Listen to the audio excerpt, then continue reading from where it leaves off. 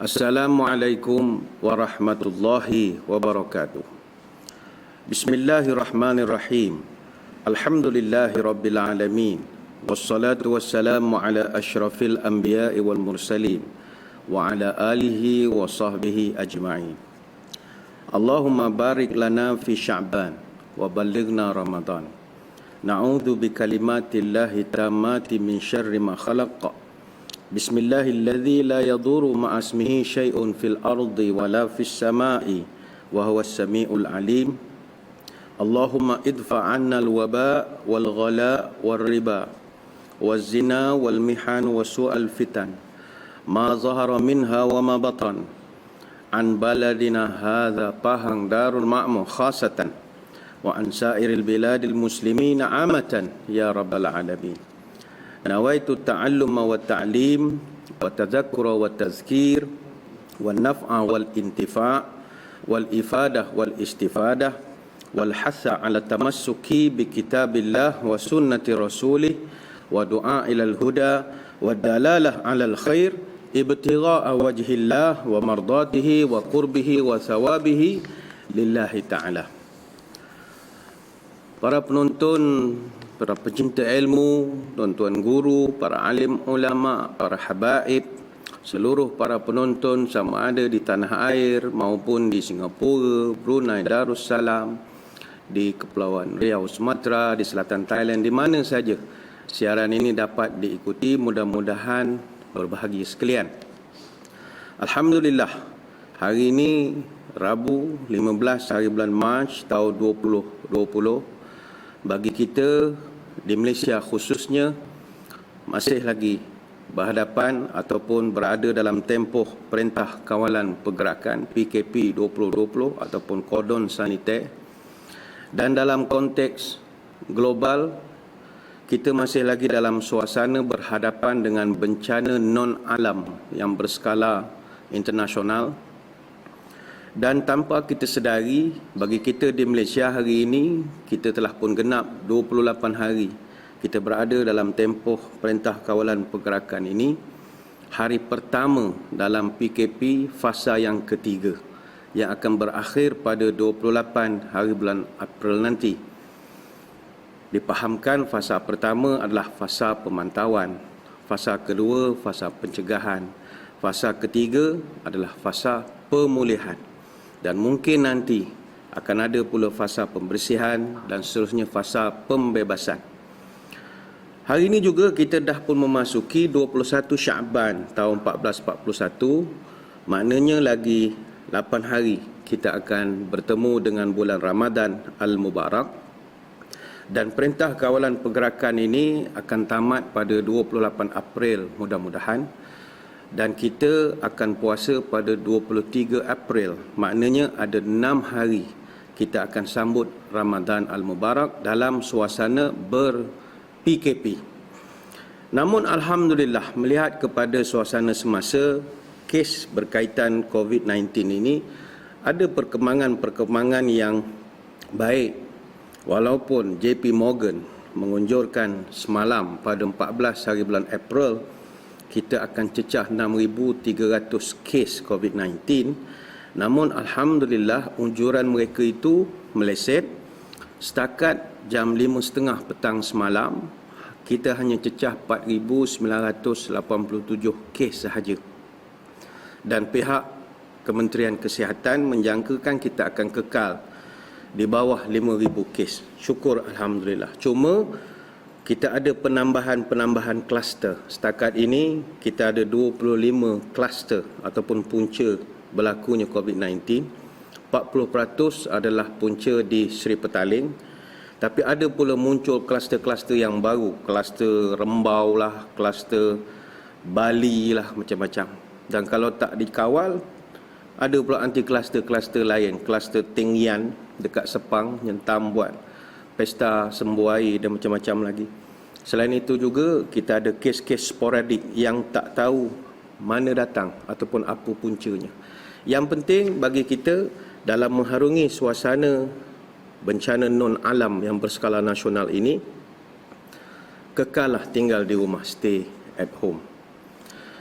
Baik, hari ini kita sambung balik membincangkan tentang bab tanda-tanda kiamat.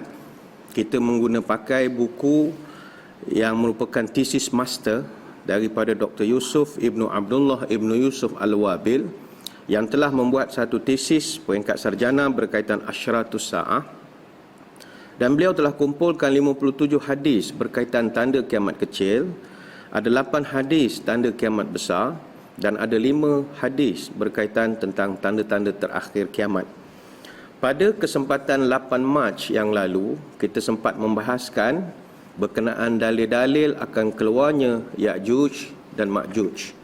Dan kita telah pun membicarakan tentang dalil-dalil dari Al-Quranul Karim, iaitu ada 2 surah yang membicarakan tentang Ya'juj Ma'juj. Pertama surah Al-Anbiya ayat 96 hingga 97, dan surah Al-Kahfi ayat 92 hingga 99. Maka bila bercerita tentang Ya'juj Ma'juj, salah satu tokoh atau figure yang pasti tak dapat tidak kita sentuh namanya adalah Zulkarnain, iaitu seorang raja yang soleh yang telah membangunkan sebuah dinding yang besar untuk dijadikan penghalang bagi Ya'juj Ma'juj untuk melakukan kerosakan di muka bumi ini kepada seluruh umat manusia. Dan kita baru masuk mukadimah tentang teori-teori yang berlegar tentang perihal Ya'juj Ma'juj dan juga Zulkarnain ini. Sebelum masuk ke perkara B, iaitu dalil-dalil dari As-Sunnah, kita lihat sedikit tentang Zulkarnain ini, kerana berlaku sedikit kekeliruan di kalangan pecinta ilmu tentang siapa Zulkarnain. Bagi kita orang Melayu, Zulkarnain ini adalah dikatakan sebagai nenek moyang kepada raja-raja Melayu. Itu pendapat bagi orang Melayu. Dan usaha untuk mengaitkan jurai keturunan raja-raja Melayu daripada Salasilah Zulkarnain, ataupun kita panggil Iskandar Zulkarnain, Alexander the Great, boleh dikatakan adalah satu usaha yang begitu masyhur pada era ketika raja-raja itu bertahta. Maknanya, klaim itu dibuat dalam suasana uruf zaman tersebut. Bukan saja orang Melayu di Melaka, bahkan Melayu di Kedah, di Palembang, di Minangkabau, bahkan tamadun-tamadun Islam seluruh dunia juga cuba untuk mengaitkan raja-raja mereka dengan kehebatan Iskandar Zulkarnain. Kalau di Kedah terkenallah hikayat Merung Mahawangsa yang didakwa sebagai keturunan Iskandar Agung dari Makedonia sehingga ketiban Islam pada abad ke-12 Masihi. Nama Iskandar ini juga ada dimasukkan dalam manuskrip Undang-Undang Kedah, muka surat 49. Artinya, begitu dekat Zulkarnain ini dengan resam orang Melayu. Sama juga dalam kita melihat kepada raja-raja di Minangkabau, tanduk yang digunakan pada topi Iskandar Zulkarnain itu dikatakan adalah tanduk kerbau yang menjadi satu identiti kepada budaya Minangkabau. Ini ada dia punya hujah masing-masing. Ada juga yang berpendapat Zulkarnain pernah memimpin bala tenteranya pergi ke Parsi, India, Balochistan, sampailah ke Asia Tenggara, dan pernah berlayar mengelilingi semenanjung tanah Melayu dan singgah di kota Medang Kamulan Timur yang terletak di Kelantan. Dan di Medang, Iskandar Zulkarnain merancang untuk menguasai seluruh kepulauan-kepulauan Melayu atas tujuan berdakwah. Sebab itu bagi orang Melayu, kita ada hikayat Iskandar Zulkarnain, dan ini begitu terkenal sekali. Dalam hikayat itu diceritakan Raja Iskandar Zulkarnain adalah anak anda kepada Raja Darab daripada Parsi, hasil daripada perkahwinan dengan puteri kepada Raja Kilas. Raja Kilas ini ada yang mengatakan adalah nama kepada Raja Philips dari kerajaan Makedonia atau Makedonia yang terletak di Eropah. Raja Darab, dia bercerai dengan puteri Raja Kilas. Kemudian dia kahwin dengan puteri lain, dapat pula anak lelaki nama Raja Dara. Selepas Raja Dara mangkat, Raja Dara ini menggantikan kerajaan. Jadi dia tuntut ufti daripada kerajaan Makedonia yang ketika itu telah pun diterajui oleh Raja Iskandar Zulkarnain. Maka masing-masing ni dia tak tahu mereka ni sebenarnya adik-beradik. berlakulah peperangan yang akhirnya dimenangi oleh Raja Iskandar Zulkarnain. Selepas daripada itu, Raja Iskandar mengembaralah ke arah matahari tenggelam dan menaluki negeri-negeri Maghrib di sebelah arah ke barat. Dan yang menariknya, dalam pengembaraan itu, beliau disertai oleh Nabi Khidir yang menemani perjalanan beliau, dan mereka menaiki kenderaan iaitu zirafah. Ini ada disebutkan dalam hikayat. Begitu juga dalam Salalatus Salatin ada dicatatkan Raja Iskandar Zulkarnain setelah menyerang benua Kaling atau benua Kling telah berkahwin dengan puteri Syarul Bariyah, puteri kepada Raja Kinda Hindi. Baginda dikatakan telah menuju ke arah negeri matahari terbit dari benua Keling dan pergi ke benua Cina. Ini semua ada dicatatkan dalam hikayat yang pelbagai. Namun kita di Minda Imam Besar Kuliah Duha ini, kita kumpulkan segala hikayat, teori-teori, pandangan-pandangan yang telah dikaji oleh ramai pihak. Tapi kita akan buatkan perbandingan dengan Quran, hadis dan apa kata para ulama berkaitan tentang sosok tubuh Zulkarnain ini. Dalam kitab Al-Bidayah wan Nihayah fil Fitan wal Malahib, dan juga ada direkodkan dalam tafsir Ibnu Katsir, para ulama berbeza pendapat tentang siapakah Zulkarnain ini. Dalam riwayat daripada Ibnu Abbas dikatakan Iskandar Zulkarnain ini adalah, ataupun Zulkarnain ini adalah Abdullah bin Ad-Dhahak bin Ma'ad. Ada juga yang mengatakan namanya Mus'ab bin Abdullah bin Qinan bin Al-Uzdi. Dan dia dinamakan Zulkarnain kerana telah menguasai wilayah sepanjang timur dan juga barat. Dan dia ini bukanlah Iskandar ataupun Zulkarnain Al-Iskandari Al-Maqduni, yang orang panggil Alexander the Great, sebab dia datang lebih akhir selepas daripada Zulkarnain yang namanya disebut dalam Quran. Dan jarak waktu antara Alexander the Great dengan Zulkarnain yang direkodkan dalam Quran itu 2000 tahun gap antara kedua-kedua mereka ini. Dan yang keempat, kata ulama, Zulkarnain ini seorang hamba yang beriman dan juga sangat saleh. Dalilnya dalam Quran, Allah Ta'ala rekodkan dia tidak henti-henti dalam ucapannya, titahnya, dia akan memanggil Tuhannya, Rabb. Ini menunjukkan satu bentuk penghambaannya kepada Allah.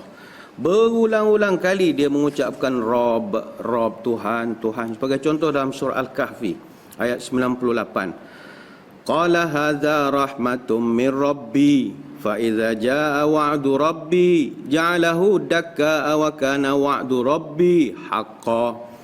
Zulkarnain bertitah, ini dinding yang dibina adalah rahmat dari Tuhanku. Bila sudah sampai janji Tuhanku, dia akan menjadikan hancurlah dinding ini, dan janji Tuhanku adalah benar.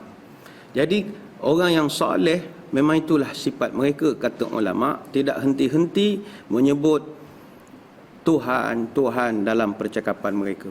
Makanya Zulkarnain yang termaktub dalam surah Al-Kahfi ini bukanlah Iskandar Zulkarnain ataupun Alexander the Great, penguasa Makedonia. Sebab Zulkarnain dalam surah Al-Kahfi adalah Muslim. Adapun Alexander the Great adalah seorang musyrik, percaya kepada pagan. Menurut Syekh Ahmad Al-Fatani dalam kitab Faridatul Faraid, muka surat 17, wajib kita yakini bahawa Zulkarnain adalah seorang yang saleh dan dia bukanlah Alexander the Great atau Iskandar Ar-Rumi. Dan Al-Quran dan juga hadis-hadis Nabi tidak pernah menyebut istilah Iskandar, tetapi hanya menyebut Zulkarnain sahaja. Al-Hafiz Ibn Hajar dalam Fathul Bari mengatakan yang dimaksudkan Al-Quran oleh Quran tentang Zulkarnain adalah seorang yang saleh yang hidup pada masa zaman Nabi Ibrahim AS. Maka majoriti para ulama ahli sunnah menolak Alexander sebagai Zulkarnain. Boleh rujuk pandangan Imam Fakhrul Razi, Ibn Hajar Al-Asqalani, Ibn Taymiyah dan ramai lagi. Jadi selesai yang pertama. Tapi anda kata ada di kalangan saudara-saudari nak mempertahankan dia adalah Alexander the Great, silakanlah, tak ada masalah. Ini perbahasan siapa ada hujah dia ke depan. Tapi bagi kita dalam minda imam besar, Zulkarnain bukanlah Alexander the Great. Isu yang kedua yang sering juga timbul di kalangan masyarakat, adakah Zulkarnain ini seorang nabi ataupun bukan?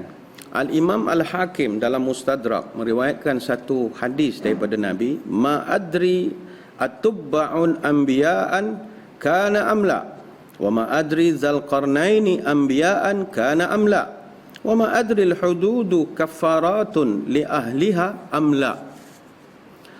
Kata Nabi, aku tidak tahu secara pasti adakah Tubba' itu seorang nabi ataupun bukan.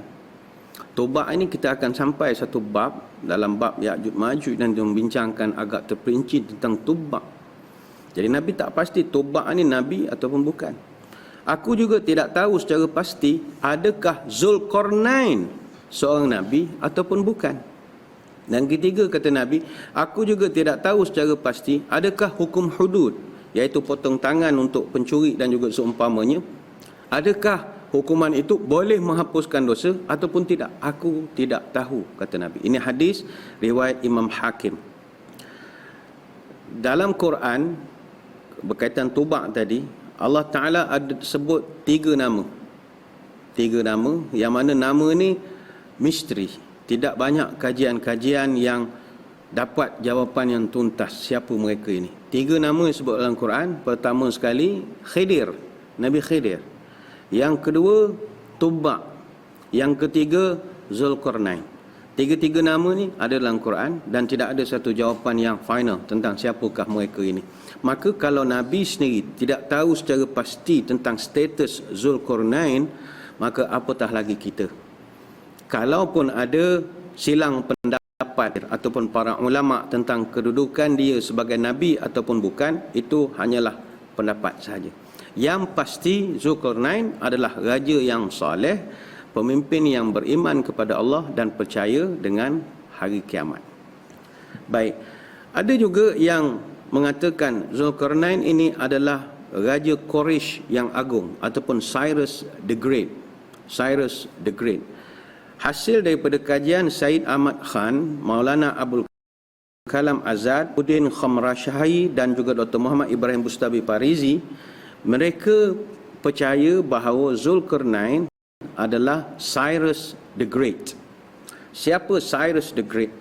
Cyrus the Great ini raja Empire Parsi Achaemenia dan pengasas Empire Achaemenid, ataupun dalam bahasa Arab dipanggil Al-Imperatoriyah Al-Achaemeniyah. Empire ini begitu besar sekali. Dia bermula daripada The Caucasus sampai ke Asia Barat, kemudian pergi ke Makedonia. Makedonia ini di Balkan pada hari ini, merentasi sampai Bulgaria, Romania, Ukraine, sampailah barat laut India dan juga sampai ke sebahagian Libya dan juga selatan Mesir pada hari ini. Tamadun Achaemenid ini memang diakui sebagai tamadun yang memiliki kemahiran kejuruteraan yang sangat hebat dalam bidang engineering. Mereka pernah bina sistem anti gempa bumi yang digunakan oleh reaktor nuklear pada hari ini. Malahan jurutera Achaemenid merupakan golongan pertama yang menggunakan matematik dalam kejuruteraan mereka. Kita boleh tengok ibu kota Persepolis yang masih ada sampai sekarang, terletak yang merupakan salah satu daripada world greatest archaeology sites, antara tempat yang begitu dikagumi pembinaannya dan duduk di bawah UNESCO World Heritage Site sejak tahun 79. Begitu halus ukiran-ukiran Persepolis ini. Dan Cyrus the Great ini mereka dakwa adalah Zulkarnain. Apakah hujah mereka? Pertama, mereka mengatakan ukiran pada batu-batu yang masih dapat dilihat pada hari ini yang memaparkan Cyrus dengan mahkotanya yang mempunyai tanduk. Itu satu. Yang kedua, Cyrus dia ni menyembah satu Tuhan saja. Tidak seperti Alexander the Great yang mempercayai banyak dewa-dewi. Yang ketiga, hujah mereka dalam Al-Quran tercatat perjalanan Zulkarnain iaitu bermula daripada barat lalu pergi ke timur sebelum pergi ke arah utara. Dalam Quran surah Al-Kahfi ayat 86, hatta idza balagha maghriba syamsi wajadaha taghrubu fi ainin hamiatin wa wajada indaha qauma, sehinggalah Zulkarnain sampai ke daerah matahari terbenam, dia mendapatinya terbenam di sebuah mata air yang hitam berlumpur, dan di situ terdapat satu kaum. Surah Al-Kahfi ayat 86. Kemudian Allah Ta'ala rekodkan dia pergi pula ke timur. Hatta idza balagha matli'a syamsi wajadaha tatlu'u ala qaumin lam naj'al lahum min duniha sitra. Sehinggalah Zulkarnain sampai di daerah matahari terbit. Dia mendapatinya terbit kepada satu kaum yang kami tidak jadikan bagi mereka sebarang perlindungan. Surah Al-Kahfi ayat 90. Jadi Zulkarnain ini dia pergi ke arah matahari terbenam dan pergi sampai ke matahari timur. Matahari terbenam ni di mana? Norway. Norway ini dikenali sebagai negara matahari terbenam, khususnya semasa Polar Night. Polar Night ini dia daripada November sampai Januari, matahari tak terbit langsung di Norway. Jadi di situ disebutkan sebagai negara matahari terbenam. Negara matahari terbit adalah di Jepun. Jadi daripada Norway sampailah Jepun.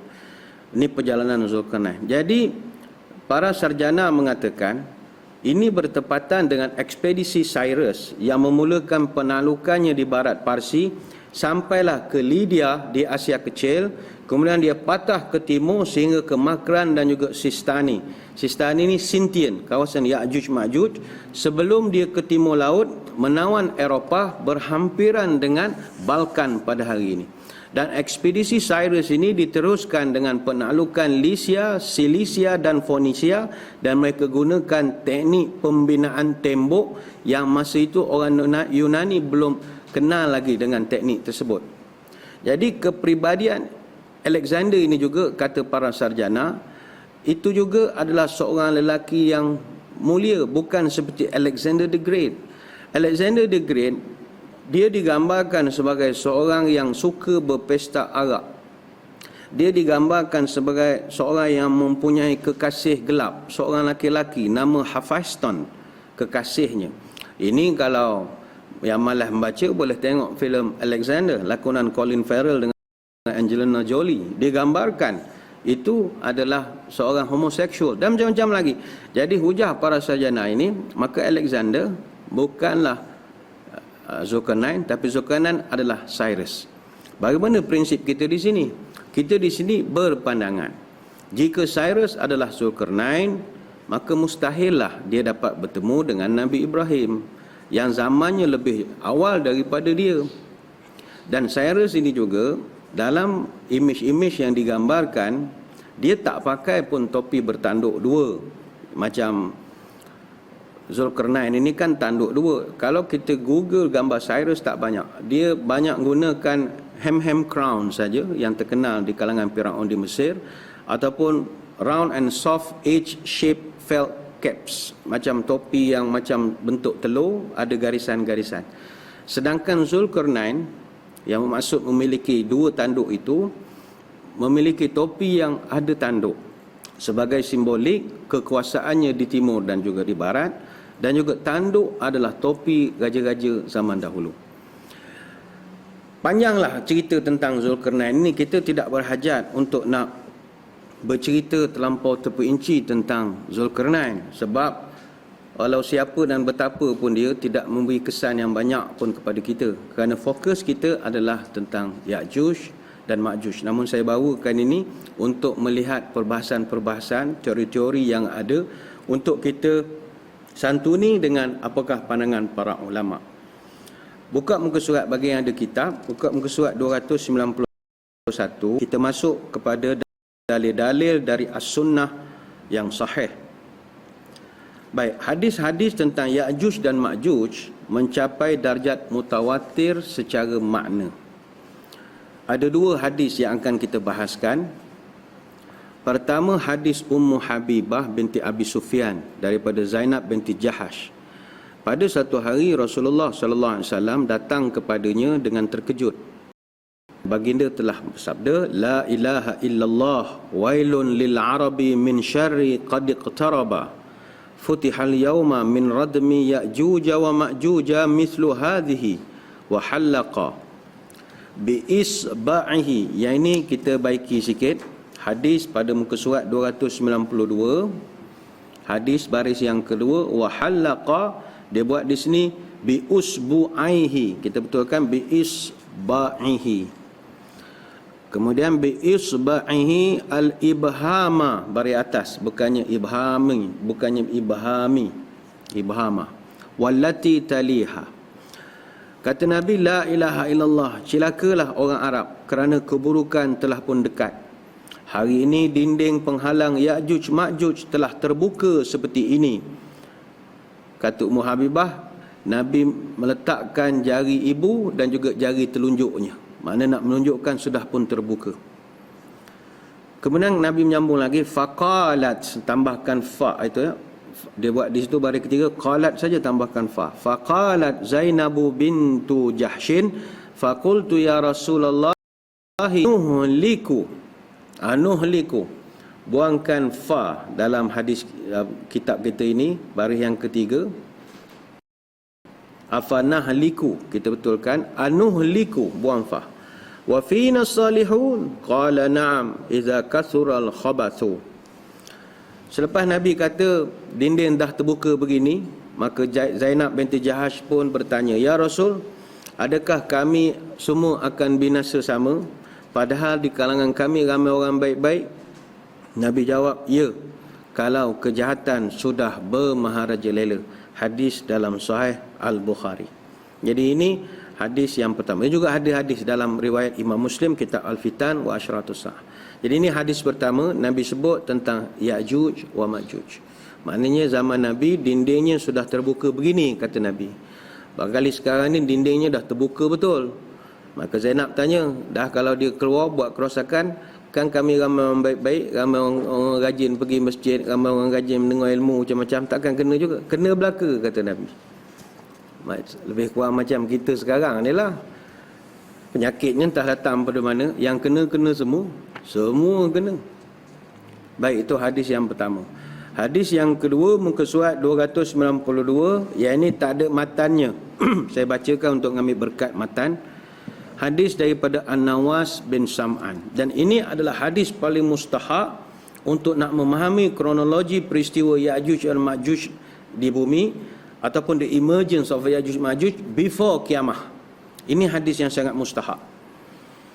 Apa hadisnya? Iza auhallahu ila Isa anni qad akhrajtu ibadan li la yadani la ahadin biqitalihim faharriz ibadi ila tur. Ketika Allah mewahyukan kepada Isa, sesungguhnya aku telah mengeluarkan hamba-hambaku, tidak ada seorang pun dapat mengalahkannya, maka kumpulkanlah hamba-hambaku ke gunung Thur, terletak di Mesir. Wa yab'atsullahu Ya'juj wa Ma'juj wa hum min kulli hadabin yansiluna fayamuru awailuhum ala buhairati Tabariyah fayashrabuna ma fiha wa yamurru akhiruhum fayaqulun laqad kana bihadhihi marratan ma'un. Kemudian Allah pun mengutus Ya'juj dan Ma'juj. Mereka datang dari setiap tempat yang tinggi. Maka kelompok pertama dari mereka akan melalui kawasan tasik Tabariyah. Mereka minum air daripada situ. Lalu orang ataupun kumpulan yang berada di belakang akan mengatakan, tasik ni dulu banyak air, ni dah kurang sikit. Jadi dalam riwayat lain ada pula tambahan, selepas daripada Nabi kata laqad kana bi hadhihi marratan ma'un, orang yang belakang kata sini tasik dulu pernah ada air. Ada pula tambahan dalam Sahih Muslim, bab zikrud dajjal, thumma yasiruna hatta yantahu ila jabalil khamari wa huwa jabalu baitil maqdisi.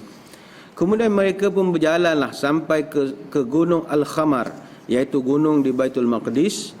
Fayaquluna laqad qatalna man fil ardi halluma falnaqtul man fis samai. Lalu mereka berkata, kita telah membunuh orang-orang yang ada di bumi, marilah pula kita bunuh makhluk-makhluk yang ada di langit. Fayarmuna bin nusyabihim ila samai fayaruddullahu alaihim nusyabahum makhdubatan daman. Lalu mereka melemparkan anak panah mereka ke langit, lalu Allah kembalikan panah-panah mereka yang berlumuran dengan darah. Baik, dalam hadis ni Nabi sebut kalimat Buhairati Tabariyah. Tiberias ataupun Tiberia ini kita pernah bincangkan, adalah satu kota yang tua terletak di utara Israel. Lokasi bandar Tiberia ini dekat dengan Tiberia National Park, dan bandar ini terletak di tebing Laut Galilei ataupun Galilea. Laut Galilei ini juga dikenali sebagai Tasik Genesaret ataupun Tasik Kinneret atau Laut Tiberias. Orang Arab gelarkannya sebagai Bahiratu Tabariyah, terletak berdekatan dengan Bukit Golan. Dan ia adalah air tawar fresh water lake yang terbesar di Timur Tengah. Jadi kewujudan kawasan Tasik Tabariyah itu memang wujud, sampai sekarang masih lagi wujud, dan Tasik ini menjadi kunjungan wajib khususnya kepada penganut Kristian, sebab dalam New Testament banyak mukjizat-mukjizat Nabi Isa berlaku di Galilea. Contohnya mukjizat jalan atas air, Nabi Isa berhentikan ribut, dia beri makan 5 keping roti dan 2 ekor ikan kepada 5,000 orang semasa kejadian di Tabra, semuanya di Tiberias. Jadi kewujudan tempat itu, ya, confirm ada, tempat itu ada sampai sekarang. Kemudian sambung balik, Nabi menyebut wahyu sarun nabiyullahi Isa wa ashabuhu hatta yakuna ra'su thawri la ahadihim khairan min mi'ati dinarin la ahadikumul yauma. Nabi Isa dan para sahabatnya ketika itu telah dikepung, sehingga pada hari itu kepala seekor lembu lebih berharga daripada 100 dinar milik salah seorang daripada kamu. Pelik ayat itu. Head of an ox becomes more valuable than 100 gold coins. Apa makna kepala lembu jadi berharga? Apa maknanya? Di sini kata para ulama, ada teori berkenaan tentang satu fenomena yang akan berlaku semasa Ya'juj Ma'juj, adalah fenomena kebuluran, putus bekalan makanan, iaitu puak-puak nomad keturunan Scythian Asiatik yang kita sebut sebagai Ya'juj dan Scythian Eropah yang dipanggil sebagai Ma'juj akan bersatu untuk membuat kerosakan. Kita pernah bahaskan perkara ini dalam kesempatan yang lalu tentang teori Ya'juj dan Ma'juj adalah nama satu kaum. Ya'juj nomad di Mongol Altaik dan Ma'juj adalah Scythian Eropah, nomad Indo-Eropah. Kita pernah bincangkan perkara ini. Jadi Ya'juj ini dia nomad di Mongol Altaik, sama ada suku Xiongnu, Mongol ataupun Tartar. Mereka ini kebanyakannya tinggal di kawasan padang rumput Eurasia Timur. Eurasia ini padang rumput yang terbentang sejauh 3,000 batu dari Laut Hitam sampailah ke Mongolia. Ada juga yang kata luasnya 4,350 batu, bermula daripada pergunungan Karpatian sehinggalah Mongolia di kawasan Asia Timur. Karpatian ini sekarang meliputi Republik Czech, Slovakia, Poland, Hungary, Ukraine dan juga Romania. Jadi puak nomad di Mongol Altaik ini badannya pendek-pendek, kulitnya kekuning-kuningan, rambut hitam, muka lebar, mata sepet. Itu Ya'juj. Ada pula mengatakan Ma'juj ini Scythian Eropah, nomad Indo-Europe. Scythian ni nenek moyang kepada orang Rusia ataupun rumpun bangsa Slavia. Abul Kalam Azad dalam kitabnya atau bukunya Yas'alunaka min Zulkarnain disebut perkataan Sitahin. Scythian ini dikenali sebagai Saxon ataupun Sakasun yang hidup di kawasan Asia Tengah. Scythian Eropah ini sama ada suku Arya nomad, Hun, Alan ataupun Khazar, dan mereka ini ramai di padang rumput sebelah Eurasia Barat. Tubuhnya tinggi, kulit putih merah, rambut blond, wajahnya oval, matanya biasa, normal, tidak sepet. Kenapa dua kumpulan ini mengamuk besar-besaran? Sebab kebuluran. dan mereka bangsa pemakan. Bangsa pemakan ni maknanya semua benda dimakan. Dia katakan mereka ni semua yang kaki empat dia makan, kecuali meja saja dia tak makan. Semua yang terbang dia makan, kecuali kapal terbang je dia tak makan. Jadi mereka inilah akan muncul menerusi tembok-tembok, sama ada tembok secara semula jadi ataupun tembok buatan manusia yang telah sedia ada. Dia, tuan-tuan, seluruh dunia sebenarnya banyak tembok-tembok yang ada untuk menghalang kedatangan puak-puak ini, sama ada secara semula jadi ataupun buatan. Apakah tembok-tembok semula jadi yang menjadi penghalang kepada puak-puak ini? Ada 6 tembok semula jadi. Pertama, kawasan pergunungan Caucasus yang merupakan banjaran pergunungan di Eurasia, terletak di antara Laut Hitam dan juga Laut Kaspia. Itu yang pertama. Yang kedua, Gunung Elbrus di Rusia. Dia dekat dengan border di Georgia. Gunung yang ke-10 tertinggi di dunia. 5,642 meter ketinggiannya. Yang ketiga, kawasan pergunungan Zagros. Terletak di sempadan antara Iraq dan juga Iran. Dia adalah rangkaian-rangkaian gunung berkeluasan 1,500 km. Yang keempat, kawasan pergunungan Hindu Kush, terletak di sepadan antara Afghanistan dengan Pakistan. Dia adalah rangkaian-rangkaian gunung berkeluasan 800 km. Puncak tertingginya adalah di Tirich-Mir setinggi 7,708 meter. Itu yang keempat. Yang kelima, kawasan pergunungan Tian Shan, terletak di sempadan antara China dengan Kyrgyzstan. Puncak tertingginya adalah di Khan Tengri setinggi 7,010 meter. Itu yang kelima. Dan yang keenam, dinding semula jadi yang nak menghalang puak-puak ni adalah kawasan pergunungan Himalaya. Dia di kawasan pergunungan Himalaya, ini adalah lokasi 2 gunung tertinggi di dunia.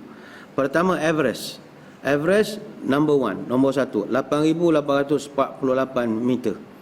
Sejak daripada COVID-19 ni dah nampak dah puncaknya daripada bawah. Jelah bagusnya suasana sekarang ini. Suasana dari segi alam kita mengambil semula hak-hak mereka. Gunung yang kedua adalah Gunung Kanchenjunga. Kanchenjunga ini gunung ketiga tertinggi di dunia, setinggi 8,586 meter, dan pergunungan di Himalaya ini merentasi 5 negara. Pakistan, India, China, Bhutan dan juga Nepal. Jadi ini 6 tembok semula jadi yang menjadi penghalang kepada puak-puak ini.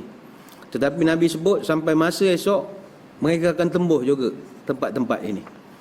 Dan mereka juga akan muncul menembusi tembok-tembok buatan manusia. Ada berapa banyak tembok-tembok buatan manusia ini? Baik, tembok buatan manusia ada 5. Pertama sekali adalah tembok Darial. Tembok Darial ini di kawasan tinggi Caucasia Tengah, dekat dengan bahagian barat, kawasan Babul Abwab ataupun the Gate of Gates. Dan di situ ada satu laluan yang dipanggil Darial Pass. Itu yang pertama. Yang kedua, tembok Darban. Tembok Darban ni tembok tinggalan Empire Sassanid. Kalau saudara-saudari tuan-tuan masih ingat, kita cerita masa tanda kiamat ke-48, tanda kecil, Sungai Furat menampakkan timbunan-timbunan emasnya. Jadi harta itu adalah harta milik Sassanid. Istilah yang kita guna Rom, Byzantine, Parsi, Sassanid. Jadi tembok Darban tinggalan Empire Sassanid. Tembok Darban ini terletak di tepi Laut Kaspian, dekat dengan pelabuhan Darban, Republik Dagestan di Rusia. Tembok ini sepanjang 3 km dari pantai Laut Kaspia sampailah ke kaki Gunung Caucasus. Itu tembok binaan buatan manusia yang kedua. Yang ketiga, tembok Gorgon. Tembok Gorgon, ataupun kita panggil the Great Wall of Gorgon. Dia terletak di Gorgon, iaitu kawasan wilayah Golestan di wilayah timur Laut Iran, sebelah tenggara Laut Kaspia. Itu yang ketiga. Yang keempat, tembok besi di lembah Fergana atau Ferghana. Lembah Fergana ini terletak di Asia Tengah, melintasi Uzbekistan, Tajikistan dan Kyrgyzstan. Dan dikatakan Zulkarnain bina temboknya itu di lembah Fergana ataupun Ferghana. Nanti kita akan ada huraian lebih terperinci lagi. Dan tembok buatan manusia yang kelima adalah tembok besar China, The Great Wall of China. Ini pun akan ada huraian lebih lanjut selepas ini. Baik, kita balik pada hadis tadi. Selepas Nabi cerita, puak-puak ni akan menembusi setiap tembok yang ada, sama ada tembok semula jadi ataupun tembok buatan. Nabi sambung, fayarghabu nabiyullahi Isa wa ashabuhu fayursilullah alaihim naghafa fi riqabihim fayusbihuna farsa kamauti nafsin wahidatin. Kemudian Nabi Isa dan para sahabatnya berdoa kepada Allah. Lalu Allah mengutus ulat-ulat pada leher mereka. Ya'juj Ma'jujnya yang mati. Matilah Ya'juj Ma'juj kena gigit dengan ulat dekat leher mereka. Baik, ada satu riwayat dari Abu Sa'id Al-Khudri dalam kitab Tazkirah Imam Al-Qurtubi yang cerita Ya'juj Ma'juj lah. Selepas kejadian Nabi Isa dan pasukannya tadi berdoa menghapuskan Ya'juj Ma'juj bla bla bla bla, pagi esoknya orang beriman dah tak dengar lagi dah bunyi bising. Ya, dah tak dengar lagi dah. Sunyi saja. Maka salah seorang telah menyarankan agar siapa-siapa volunteer, frontliner lah kalau kita sekarang, pergi turun tengok apa yang sedang berlaku. Maka adalah seorang ni dia berani secara volunteer dia turun pergi tinjau, buat reki. Lalu pas dia tengok, dia pun balik, dia kata, berita baik, musuh kita dah mati, musuh kita dah mati. Itu ada satu kisah lah, maknanya dia menengok keadaan, dia balik-balik, dia kata mati dah belaka. Sambung hadis tadi, summa yahbitu nabiyullahi Isa wa ashabuhu ilal ardi fala yajiduna fil ardi mawdi'a shibrin illa mala'ahu zahamuhum wa natnuhum. Kemudian Nabi Isa dan para sahabatnya turun dari gunung ke bumi, dan ternyata mereka tidak mendapati satu jengkal pun di bumi kecuali penuh dengan bau busuk dan bangkai mereka. The earth is full with their stinking corpses. Penuh bangkai-bangkai mereka. Fayarghabu nabiyullahi Isa wa ashabuhu ila Allah fayursilullahu tayran ka'anaqil bukhti fatahmiluhum fatatruhuhum haitsu sya'allahu. Kemudian Nabi Isa dengan para sahabatnya berdoa kepada Allah. Maka Allah mengutus sekelompok burung yang lehernya bagaikan leher unta. Lalu burung tersebut dan melemparkan bangkai-bangkai itu ke mana saja sesuai dengan kehendak Allah. Hadis dalam Sahih Muslim, Zikrul Dajjal. Itu hadis yang kedua. Hadis yang ketiga adalah hadis daripada Huzaifah bin Usaid yang membicarakan tanda-tanda hari kiamat. Antaranya disebutkan adalah Ya'juj dan Ma'juj. Hadis ini dalam Sahih Muslim. Kita dah banyak kali menerangkan tentang tanda-tanda kiamat. Salah satunya adalah Ya'juj Ma'juj. Itu hadis yang ketiga. Hadis yang keempat adalah hadis daripada Abdullah bin Mas'ud. Dia mengatakan pada malam ketika Rasulullah SAW diisrakan, baginda telah bertemu Nabi Ibrahim, Nabi Musa dan Nabi Isa alaihissalam. Lalu mereka bersembang, membicarakan tentang as-sa'ah ataupun kiamat. Kemudian mereka membicarakan tentang terbunuhnya Dajjal dan macam-macam lagi. Lalu dia berkata, kemudian menyebut tentang manusia akan kembali ke tempat masing-masing ataupun ke negara masing-masing.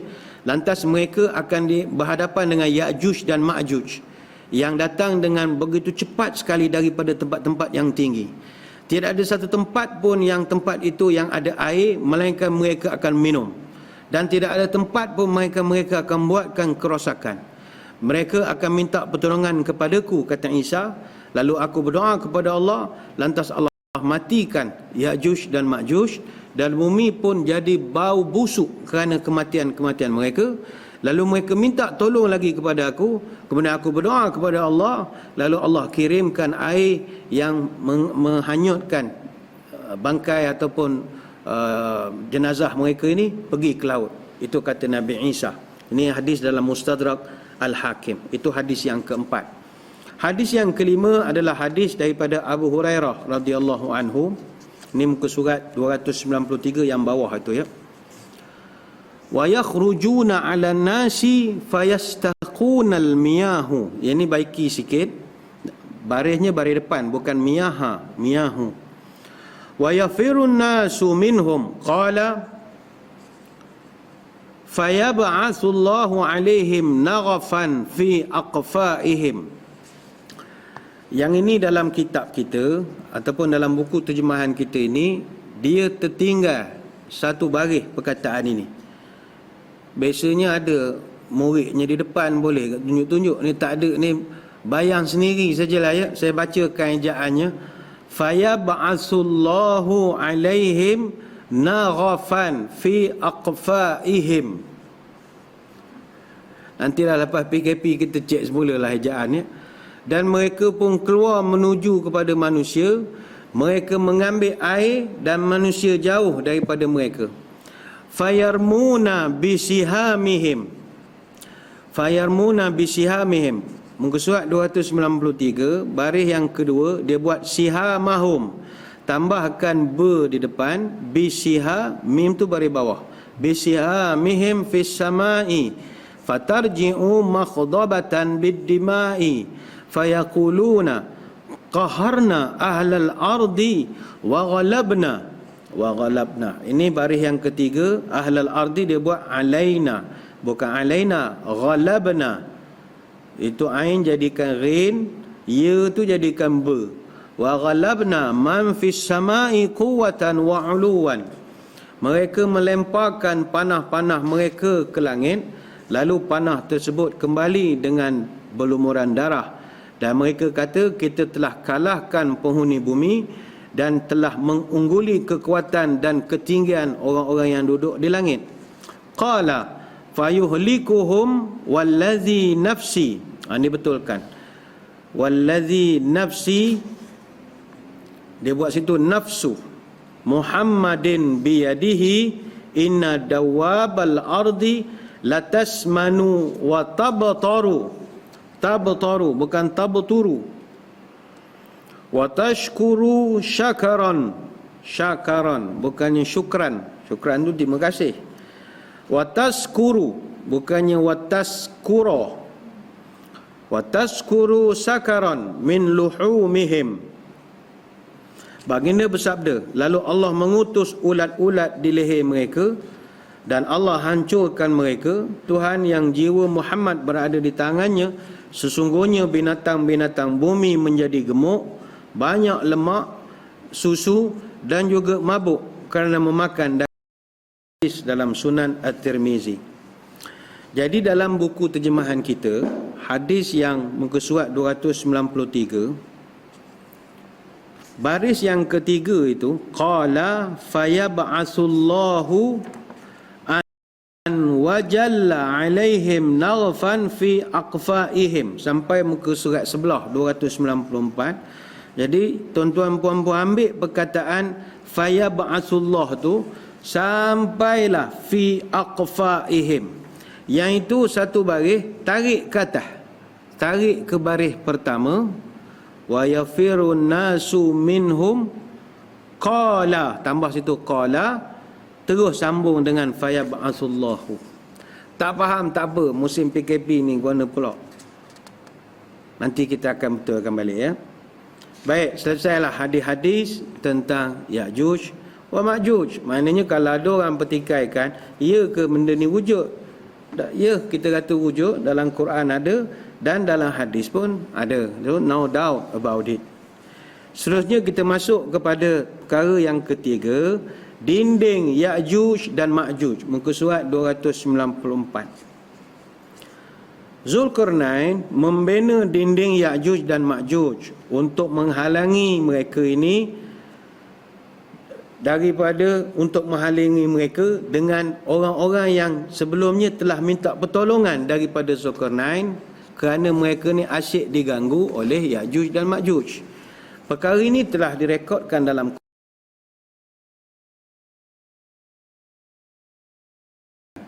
Jujana fil ard fahal naj'u laka kharajan ala an taj'ala bainana wa bainahum sadda. Orang-orang ni dia mengadu kepada Zulkarnain, tuanku, ini Ya'juj Ma'juj, makhluk-makhluk ni buat jahat, dia buat kerosakan di muka bumi. Boleh tak kami upah kepada awak, bagi duit supaya awak buatkan satu dinding penghalang antara kami dengan mereka? Jahat sangat geng-geng ni. Apa jawab Zulkarnain? Qala ma makinni fihi rabbi khairun fa'inuni biquwwatin aj'al bainakum wa bainahum radma. Zulkarnain berkata, apa yang telah dianugerahkan Tuhanku kepadaku itu lebih baik daripada upah yang kamu nak beri. Tak apalah, katanya, Allah jelah yang balas. Maka saya minta tolong bantu saya dengan kekuatan manusia dan alat-alat supaya kita boleh buatkan satu dinding penghalang antara kita dengan mereka. Dalam surah Al-Kahfi ayat 94 sampai 95. Jadi kata Ibnu Katsir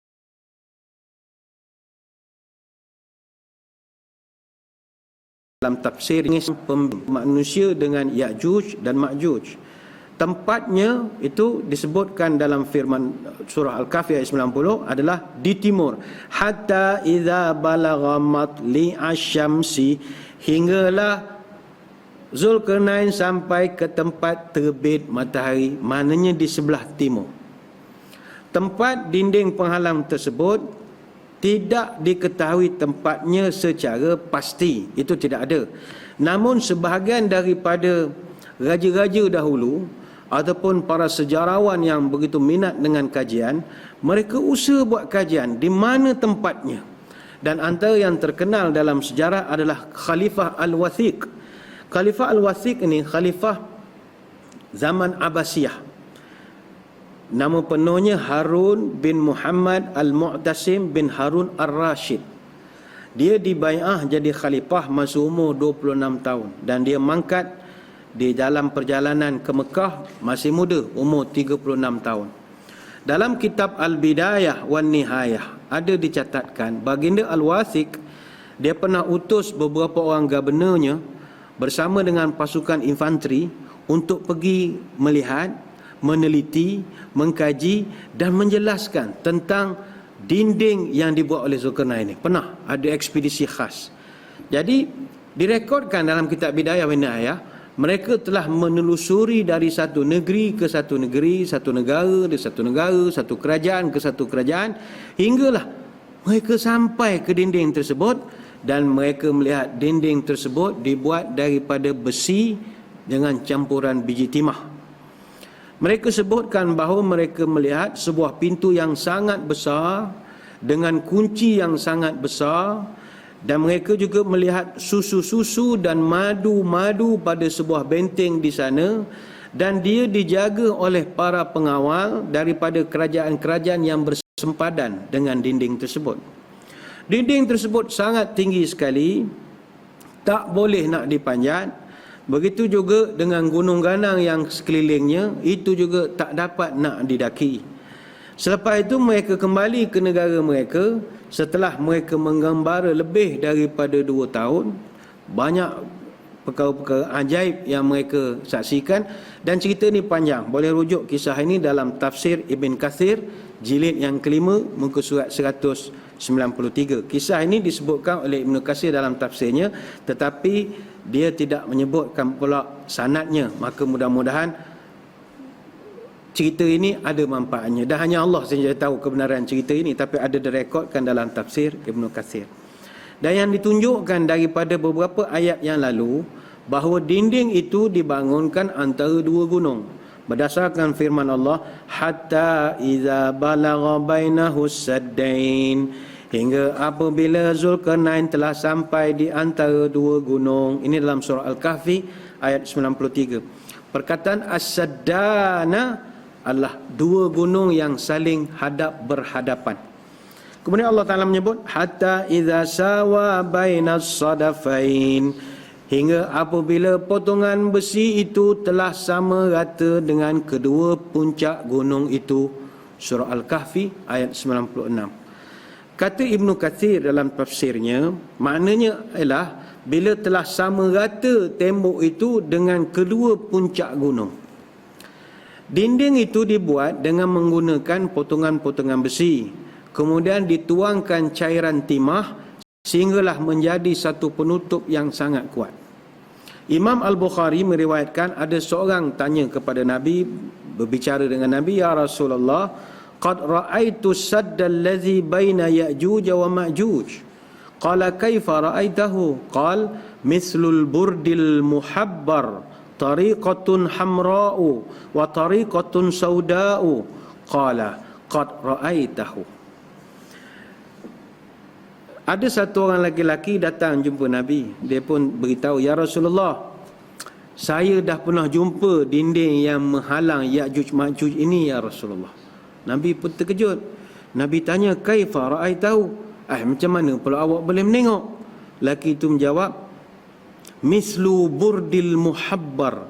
Dindingnya itu bagaikan kain bergaris yang berdakwat. Itu pelik sikit rupanya, ya.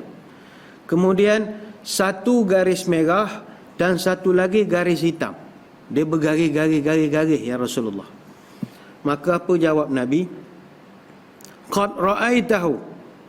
Kalau begitu, betul lah awak dah pun melihat dinding tersebut. Hadis riwayat Al-Bukhari secara mu'allaq dalam sahihnya, bab qissatu Ya'juj wa Ma'juj. Jadi dah ada sahabat yang pernah terjumpa dinding tersebut. Said Qutb dalam tafsir Az-Zilal pula mengatakan, telah ditemui satu dinding penghalang dekat dengan kota Tirmiz dengan pintu besi di awal abad yang ke-15 Masihi. Begitu juga Imam Yaqut dalam kitab Mu'jamul Buldan, dia mengatakan Tirmiz ini adalah sebuah kota yang terkenal dan merupakan salah satu kota yang besar, terletak di tepi sungai Jaihun dari sebelah timur, dikelilingi oleh pagar dan pasar-pasarnya ramai dengan pelbagai bentuk perdagangan. Inilah kota yang dinisbahkan oleh Abu Isa At-Tirmizi, penulis kitab Al-Jami' As-Sahih dan juga Al-Ilal. Ada seorang ilmuwan Jerman bernama Cella Berger. Cella Berger. Yang ini dalam kitab kita ada juga diterangkan tentang Cella Berger ini, muka surat 296. Dia buat sini namanya Cella Berger, dia buat Silk Berger. Silk Berger. Tukarkan bukan silk tapi Cella, C-E-L-L-A. Muka surat 296. Perenggan ke-3, Said Qutb kata telah ditemukan Silk Berger, tukar kepada Cella Berger. Dia pernah lalu di situ dan dia telah mengabadikan dalam bukunya. Begitu juga utusan kerajaan Spanyol iaitu Kilafshu. Ini baiki juga muka surat 296. Dia buat namanya di sini, namanya Clapego. Clapego, bukannya Clapego. Kilafshu. K-I-L-A-F-C-H-U. Begitu juga utusan kerajaan Spanyol iaitu Kilafshu. Semasa perjalanannya pada tahun 1403, beliau mencatatkan, saya temui tembok Babul Hadid ataupun Iron Gate, iaitu penutup kota pintu besi yang terletak antara jalan Samarkand dengan India. Mungkin juga dinding penghalang tersebut adalah dinding penghalang yang telah dibangunkan oleh Zulkarnain. Jadi persoalannya sekarang, ulama kata begini, ni kata begini, ni kata begini. Macam mana kita nak cari satu kata putus? Dinding ni sebenarnya letak di mana dan apakah rupanya? Yang ini insya-Allah kita akan sambung pada kesempatan minggu hadapan insya-Allah, kerana masa kita tak mengizinkan. Sekali lagi jangan lupa untuk ikuti minda Imam Besar Kuliah Duha Perdana ini yang dibawakan oleh tuan-tuan perempuan sekalian daripada rakan-rakan kita di Pusat Kutipan Zakat Majlis Agama Islam dan Adat Resam Melayu Pahang. Pada minggu hadapan sekali lagi kita akan bersiaran jam 10 pagi. Ini edisi sebelum masuk Ramadan lah ya. Jadi saya kira sekadar itu dulu. InsyaAllah kita akan sambung lagi minggu hadapan membicarakan tentang dinding Ya'juj wa Ma'juj ini. Moga-moga apa yang kita bicarakan pada pagi ini memberi manfaat kepada kita bersama. Sebelum berpisah, mari kita berdoa. Moga majlis diberkati. A'udzubillahi minasyaitonirrajim. Bismillahirrahmanirrahim. Allahumma barik lana fi Sya'ban wa balighna Ramadan. Ya Allah, berkatkan umur kami pada bulan Sya'ban, panjangkan umur kami bertemu dengan bulan Ramadan. Allahumma inna duha'a duha'uka wal baha'a baha'uka wal jamala jamaluka wal quwwata quwwatuka wal qudrata qudratuka wal ismata ismatuka.